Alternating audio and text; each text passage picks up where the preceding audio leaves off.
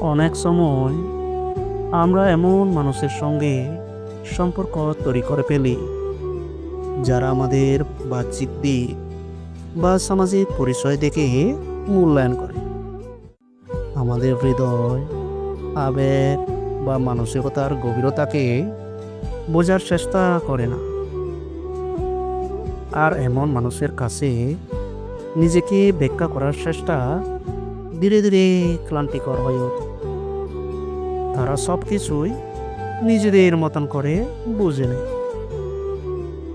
আর তাদের এই ভুল ধারণার মাপকাঠিতেই বিচার করে আমাদের।